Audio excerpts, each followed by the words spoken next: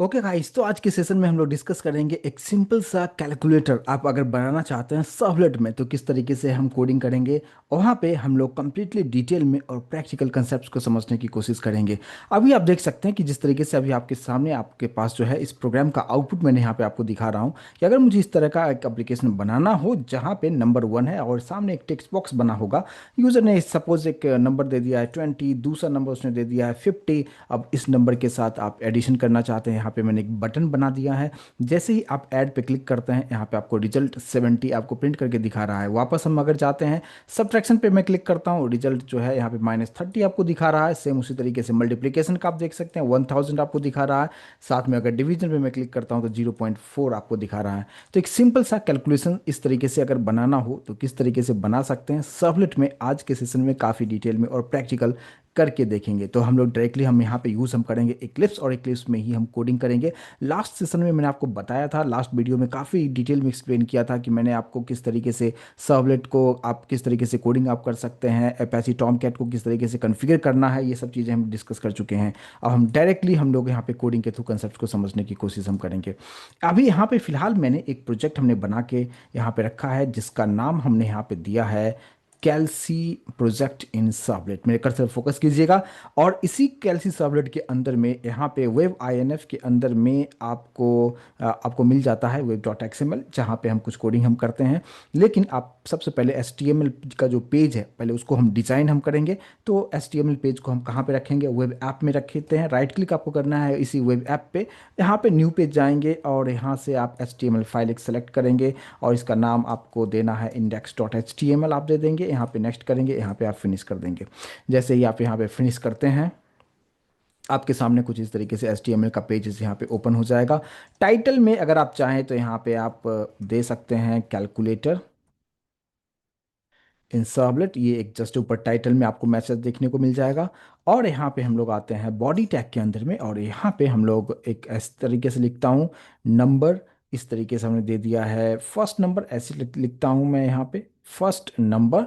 और यहाँ पे यूज़र कुछ आगे टेक्स्ट बॉक्स हमें बनाना होगा। तो यहाँ पे हम उसके लिए यूज़ करते हैं input type equals to double quote के अंदर हम लिखते हैं टेक्स्ट। और इसका जो टेक्स्ट बॉक्स का जो नाम होगा वो आप यहाँ पे दे सकते हैं। फॉर एग्जांपल मैंने num1 दे दिया है और इसको हम क्लोज कर देंगे, यहाँ पे लाइन को ब्रेक कर देते हैं। और सेम इसी को हम कॉपी कर लेते हैं। कॉपी करने के बाद नीचे वाले लाइन में रखते हैं जहाँ पे हम बोलेंगे सेकंड नंबर, यहाँ पे यूजर डालेगा। और इस टेक्स्ट बॉक्स का जो नाम होगा वो हम रख देते हैं num2।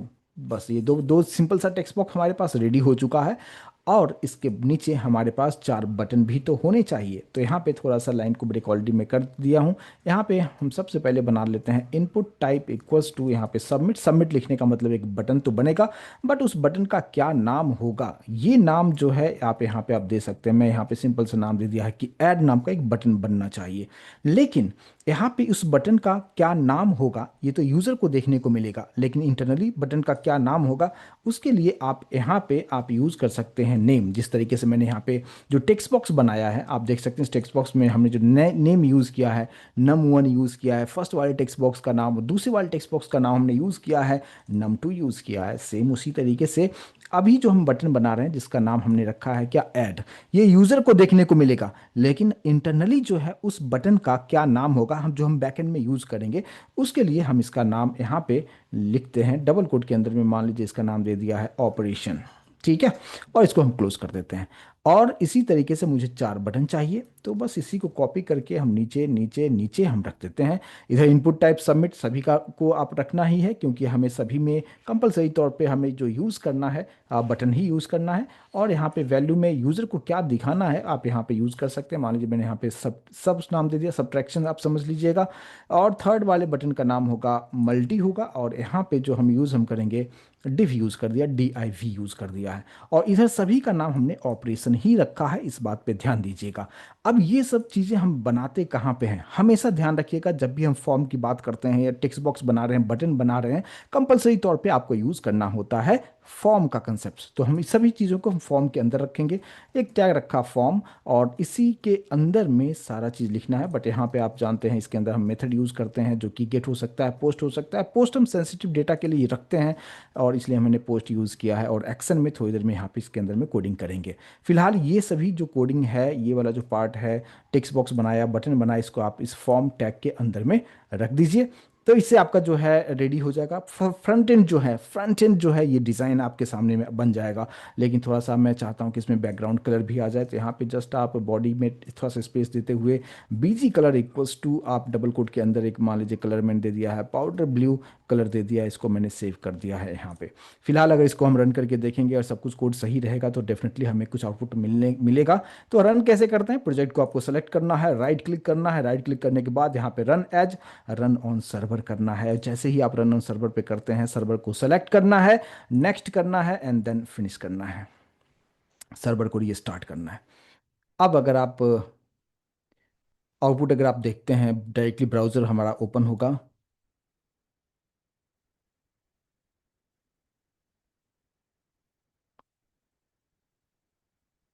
और अभी आप यहाँ पे देख पाते हैं, फर्स्ट नंबर सामने टेक्स्ट बॉक्स, सेकंड नंबर सामने टेक्स्ट बॉक्स, और नीचे चार हमने बटन बना दिया है, add, subtraction, multi and division, right. अब इसी को अभी आप यहाँ पे कुछ भी अगर आप इनपुट आप देते हैं और आप ऐड करते हैं, कुछ होने वाला नहीं है क्योंकि हमने बैकएंड का कुछ कोड हमने लिखा नहीं है। तो अब हम लोग यहाँ पे बैकएंड का कोड हम कैसे करेंगे और कहाँ पे करेंगे? अब चलिए वापस से हम लोग इक्लिप्स पे आ जाते हैं। और अब इस बात पे ध्यान दीजिएगा कि हमने सभी टेक्स्ट बॉक्स का नाम क्या रखा है। यानी फर्स्ट वाले टेक्स्ट बॉक्स का नाम num1 रखा है, सेकंड वाले का नाम num2 रखा है, और जितने भी हमारे पास बटन है, बटन का नाम हमने ऑपरेशन रखा है। ठीक है, इतना मैंने आपको थोड़ा सा बताया। लेकिन अब हम डायरेक्टली हम यहाँ पे एक सर्वलेट क्लास हम क्रिएट करते हैं किस तरीके से। अब आपको यहाँ पे एक सर्वलेट बनाना हो तो आप ऊपर मेरे कर्सर फोकस कीजिएगा। यहाँ पे देखिए, आप यहाँ पे जो आप जावा रिसोर्सेज जहाँ पे देख पा रहे हैं, इसको एक्सपेंड कीजिएगा। जहाँ पे आपको src/main/java देखने को मिलता है, बस यहीं पे इसको सेलेक्ट कीजिए और राइट क्लिक यहाँ पे कर दीजिएगा, और यहाँ पे न्यू, और यहाँ पे नीचे आइएगा, क्लास को सेलेक्ट कीजिएगा। अब क्लास सेलेक्ट करने के बाद यहाँ पे पैकेज का नाम दे, जैसे मैंने a.b.c हमने दे दिया है। और इसके बाद फिर क्लास का नाम आप क्या देना चाहते हैं, मैंने लिखा है कैल्सी सर्वलेट, ये नाम दे दिया। आप नाम कुछ भी दे सकते हैं, मैंने यहाँ पे कैल्सी सर्वलेट हमने दे दिया है। इसके बाद फिर आपको बाकी यहाँ पे कुछ भी चेंजेस नहीं करना है, जो जैसा एज इट इज रहने दीजिए, और यहाँ पे जस्ट आपको फिनिश करना है। और जैसे ही आप फिनिश करते हैं, यहाँ पे आपके पास एक क्लास बन के आ चुका होता है। अब इसी को हमें जो कैल्सी सर्वलेट क्लास हमने जो बनाया है, इसका पेरेंट क्लास बना देना है S T T P servlet को। तो आप कैसे बनाते हैं, उसके लिए आपको जस्ट यहाँ पे लिखना होता है x tends S T T P servlet. S T T P servlet में एस कैपिटल होगा, एस कैपिटल होगा, इस बात पे ध्यान दीजिएगा। और ये जो एरर दिखा रहा है, इसको आप डायरेक्टली कंट्रोल शिफ्ट ओ से इंपोर्ट कर सकते हैं। तो मैं सिर्फ कंट्रोल शिफ्ट और ओ एक साथ प्रेस कीजिएगा, ये एरर यहाँ से निकल चुका रहेगा। इसके बाद अब यहाँ पे कौन सा मेथड बनाना चाहिए? अब देखिए, अभी हमने जो index.html में जो हमने मेथड रखा है पोस्ट मेथड, तो यहाँ पे हम डू पोस्ट मेथड यूज करेंगे। अगर यहाँ पे गेट होता तो हम डू गेट मेथड यूज करते हैं। और यहाँ पे फिलहाल हमारे पास है पोस्ट, तो ऑब्वियस सी बात है हम यहाँ पे पोस्ट मेथड यूज करेंगे। आप किस तरीके से लिख सकते हैं, मैंने यहाँ पे लिख दिया है पब्लिक, यहाँ पे वॉइड डू पोस्ट मेथड। यहाँ पे डू पोस्ट में पी कैपिटल होगा, इस बात पे ध्यान दीजिएगा। इसके बाद इसके अंदर में हमारे पास रिक्वेस्ट एंड रिस्पॉन्स की बात आती है, जिसके लिए आप लिखते हैं H T T P servlet request, और यहाँ पे रिक्वेस्ट लिख दिया, H D P servlet request. इसमें जितने भी वर्ड है, सभी वर्ड का फर्स्ट लेटर कैपिटल है, मतलब कैमल केस में हमने लिखा है। एच टी टी पी में एच कैपिटल है, सर्वलेट का एस कैपिटल है, रिक्वेस्ट का आर कैपिटल है। बस इस बात पे आप यहाँ पे ध्यान दीजिएगा।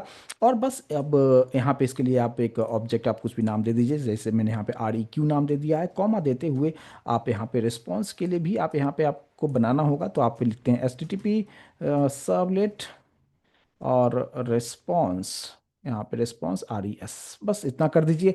अभी जो भी एरर आ रहा है, कंट्रोल शिफ्ट ओ करके यहाँ पे आप इसको इंपोर्ट यहाँ पे कर लीजिए। इसके बाद फिर कर्ली ब्रैकेट ओपन क्लोज करेंगे और यहाँ पे एंटर करेंगे, और यहीं पे आपको कोडिंग करना है। अब कोडिंग जो करना है, किस तरीके से करना है उसको ध्यान दीजिए। जब भी हम HTML से कनेक्ट अगर हम कर रहे हैं, जहाँ पे फॉर्म्स की बात हम कर रहे हैं, एक लाइन आप जरूर आप कंपलसरी तौर पे लिखिएगा कि जैसे हमारे पास जो रिस्पॉन्स के लिए जो ऑब्जेक्ट हमने रखा है आर ई एस डॉट, यहाँ पे हम सेट कंटेंट टाइप हम लिखते हैं।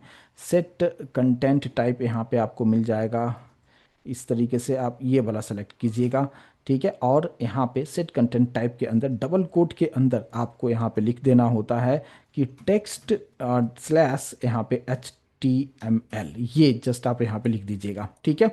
इसका क्या एडवांटेज है आने वाले सेशन में और डिटेल में डिस्कस करेंगे, बट फिलहाल अभी इतना ही जरूर आप इसको मेंशन कीजिए। अब इसके बाद आते हैं कि हमारे पास क्या क्या चीज़ें हैं। सबसे पहले तो हमारे पास में जो वेरिएबल है वो क्या क्या लेना चाहिए। हमारे पास दो टेक्स्ट बॉक्स है तो दो वेरिएबल डिक्लेयर कर लीजिए, लेकिन हम यहाँ पे जो भी वेरिएबल लेंगे हम मैं चाहता हूँ डबल में लेना, क्योंकि यूज़र पॉइंट में भी एडिशन करना चाह सकता है या डिवीजन करना चाहेगा, तो इसलिए हम इंटीजर में नहीं करते हुए सब कुछ डबल में रखेंगे। तो हम लोग यहाँ पे क्या यूज़ करते हैं, एक डबल ले लिया, ठीक है।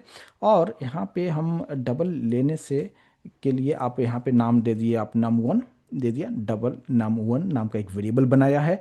अब यहाँ पे देखिए आपको क्या करना होता है। नॉर्मली हमने लास्ट क्लास में क्या देखा था कि अब जब भी स्ट्रिंग से डेटा आप मिल रहा है, मीन्स आपके पास कोई भी टेक्स्ट बॉक्स है, उस टेक्स्ट बॉक्स से डेटा आपको जो कुछ भी मिलता है वो स्ट्रिंग फॉर्मेट में होता है। आप किस तरीके से लिखा करते थे, लास्ट क्लास में आपको बताया था, जहाँ पे मैंने लिखा था कि रिक्वेस्ट डॉट गेट पैरामीटर आप यूज़ करते हैं और डबल कोड के अंदर में उस टेक्स्ट बॉक्स का नाम लिखते हैं जो कि हमारे पास में है, num1 हमने नाम यूज़ किया है इस तरीके से। लेकिन यहाँ पे इशू क्या आता है कि पहले तो इसको आप यहाँ पे अभी जो आप यहाँ पे देख पाते हैं कि अभी जो हमारे पास में जो डेटा आ रहा है num1 नाम के टेक्स्ट बॉक्स से, वो क्या करता है कि बाय डिफ़ॉल्ट स्ट्रिंग फॉर्मेट में डेटा आपको देता है, लेकिन मैं चाहता हूँ कि उसको हमें डबल में कन्वर्ट करना है। लेकिन अभी आप यहाँ पे देख सकते हैं कि यहाँ पे आपको क्या दिखा रहा है, हमने यहाँ पे क्या रखा है, डबल, इसलिए ये आपको एरर दिखा रहा है। ये बोल रहा है क्या कि change data type of num1 to string.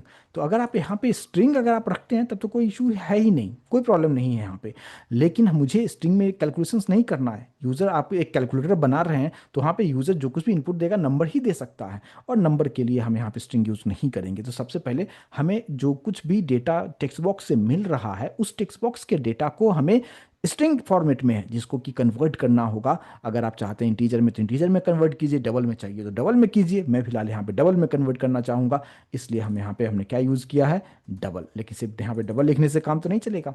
अब यहाँ पे उसके लिए हमारे पास में आता है कि डबल इनबिल्ट क्लास है, रैपर क्लास इसको कहते हैं। और डॉट, डॉट लिखने के बाद यहाँ पे आपको यूज़ कर देना है क्या, पार्स डबल, ये आपको यूज़ करना है। और ये पार्स डबल यूज़ करने के बाद इसी के अंदर में ये सारा कोड आपको लिख देना है। तो यहाँ पे अगर आप देखेंगे कि ये जो चीज़ें आ रहा है इसको मैं डिलीट कर दूंगा, और यहाँ पे आप डायरेक्टली आप यहाँ से आप लिख सकते हैं क्या, रिक्वेस्ट डॉट जो गेट पैरामीटर जो हमने उधर लिखा था इसको हम इसके अंदर रखेंगे, और डबल कोड के अंदर में num1 को हम रखेंगे। और अभी अभी जो हमने इधर जो कुछ भी लिखा था इसको मैं यहाँ से निकाल देता हूँ फिलहाल, कुछ इस तरीके से।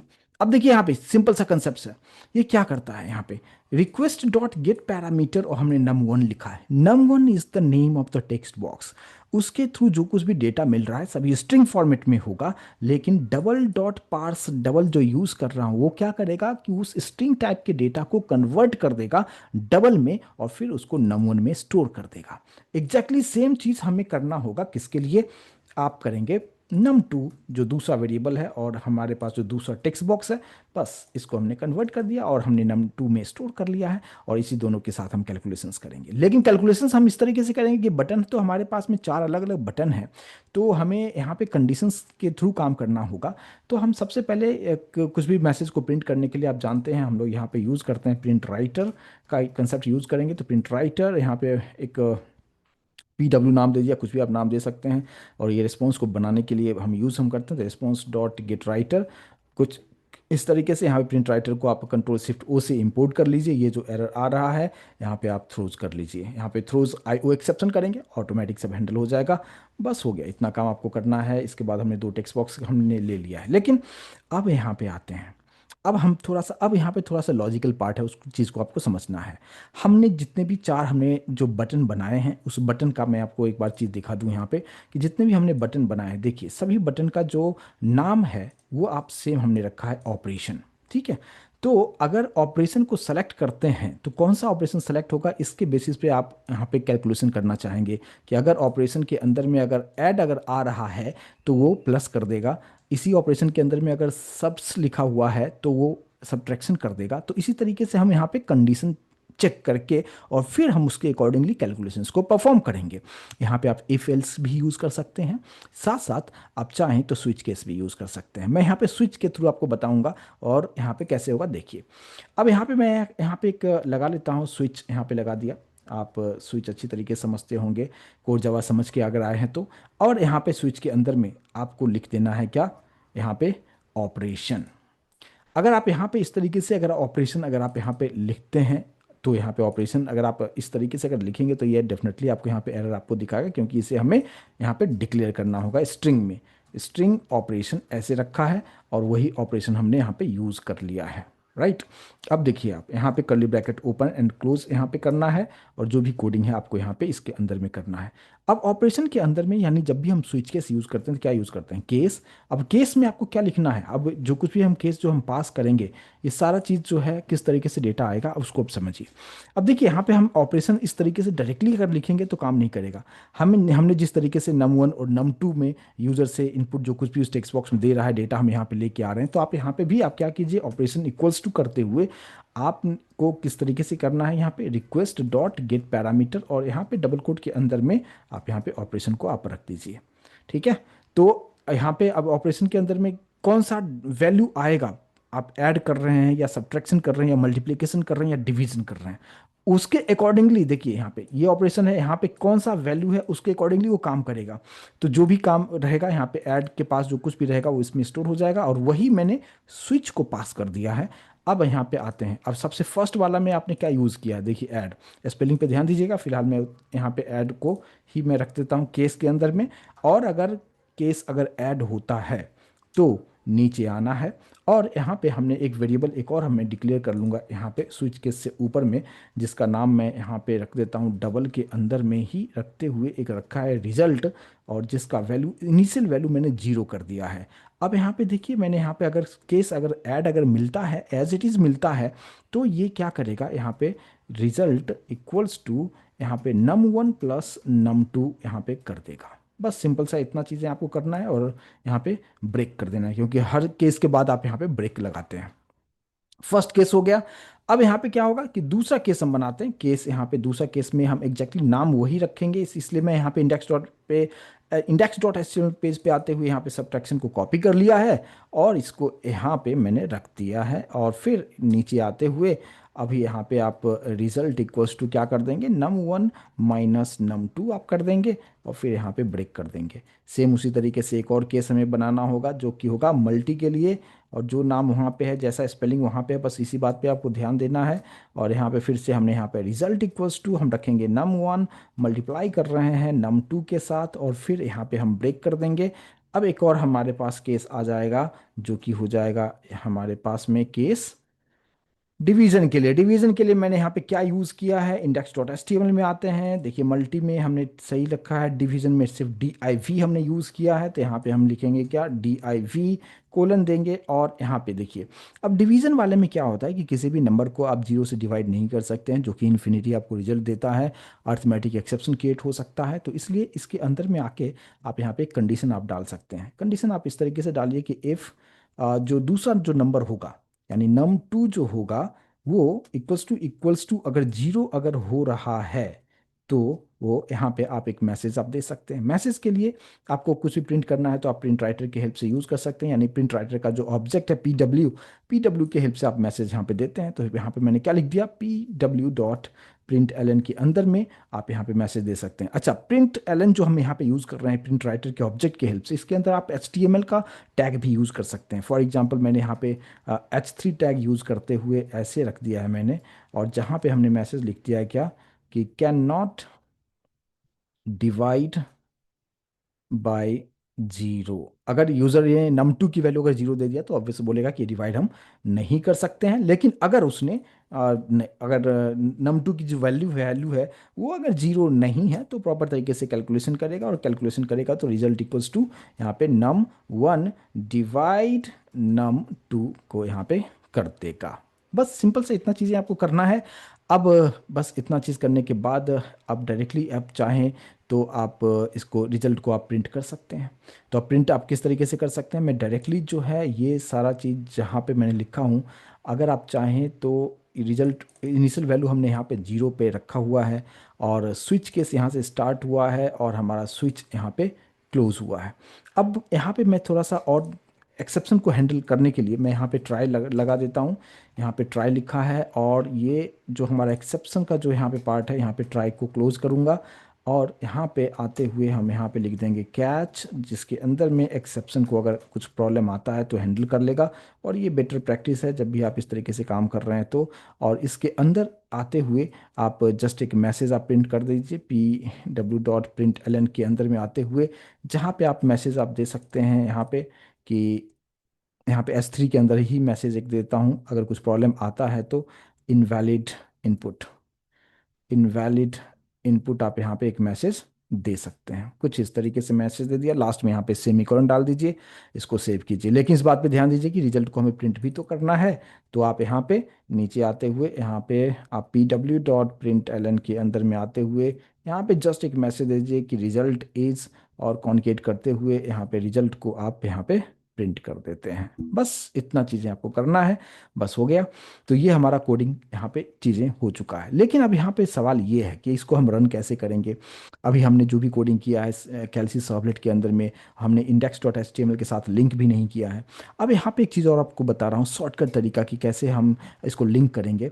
नॉर्मली हमने लास्ट वीडियो में आपने देखा होगा कि हमने जो किया था, जो हमारे पास XML जो फाइल हमारे पास में आता है, web.xml फाइल, इस वाले फाइल में अगर आप आते हैं तो यहाँ पे मैंने इसके नीचे दो हमने टैग यूज़ किया था, जहाँ पे मैंने सर्वलेट यूज़ किया था कुछ इस तरीके से, अगर आपको याद होगा सर्वलेट टैग यूज़ किया था। इसके अंदर में servlet name and servlet class use किया था, फिर हमने सर्वलेट मैपिंग किया था। अगर आप ये सब चीज़ों को नहीं करना चाहते हैं तो आप बिल्कुल आप कर सकते हैं। मैं दोनों ही तरीके से चीज़ों को यहाँ पे बताऊंगा, उसको समझ लीजिए। देखिए, सबसे पहले सर्वलेट टैग के अंदर में आप क्या करते हैं, सर्वलेट टैग के अंदर में सबसे पहले तो आप लिखते हैं क्या, सर्वलेट का क्या नाम है, राइट।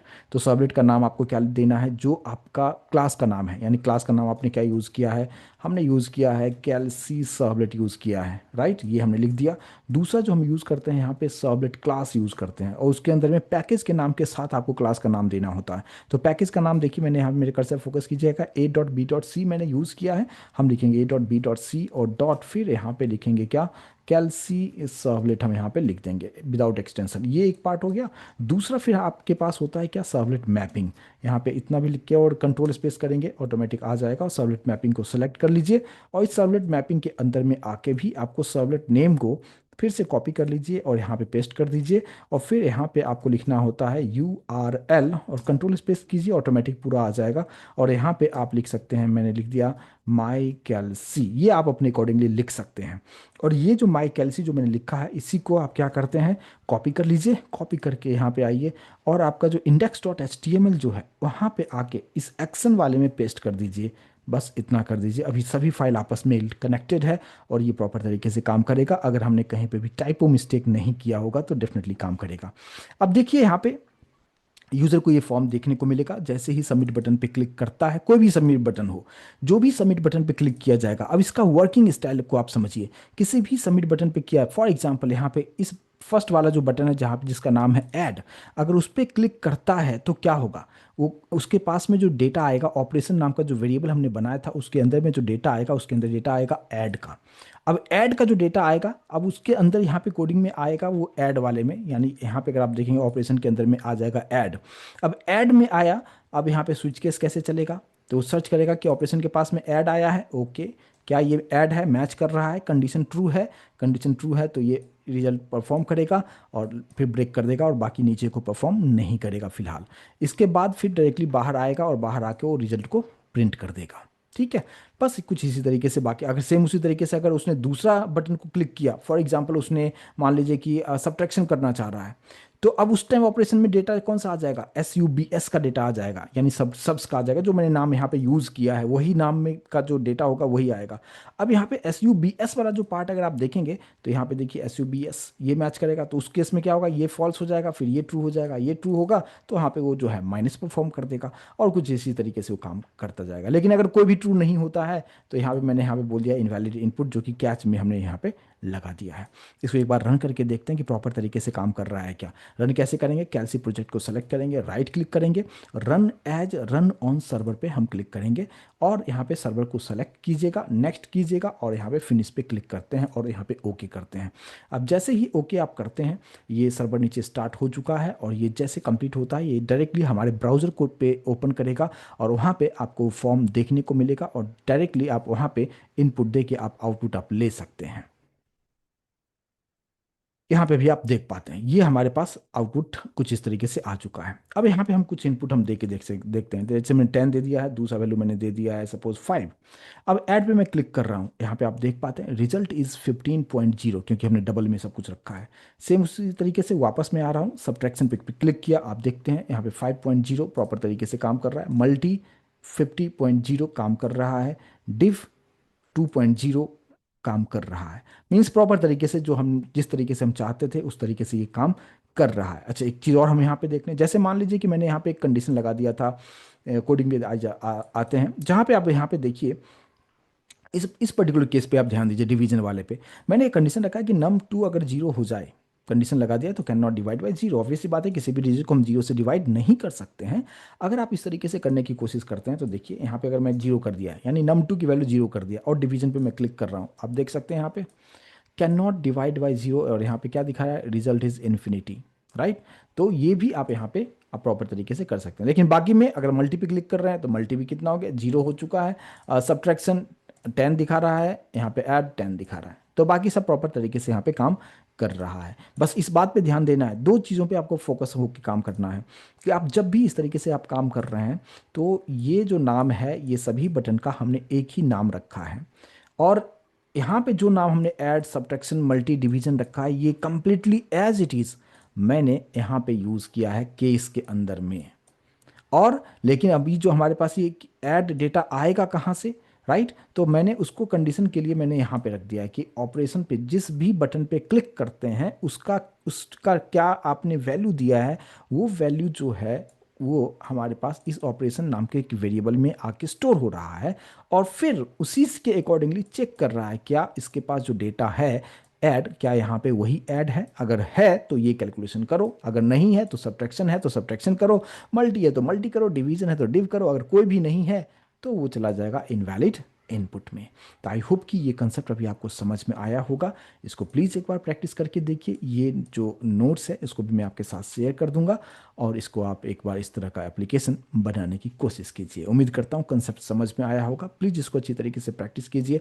हाँ, और अगर ये कंसेप्ट अच्छी तरीके से समझ में आया है, हेल्पफुल है, प्लीज़ चैनल को सब्सक्राइब करते हुए और आपके फ्रेंड्स जिनको भी ये कंसेप्ट सीखना हो उनके साथ शेयर कीजिएगा, वीडियो को लाइक ज़रूर कीजिएगा। मिलते हैं नेक्स्ट सेशन में, आगे का पार्ट डिस्कस करेंगे। Thank you so much guys.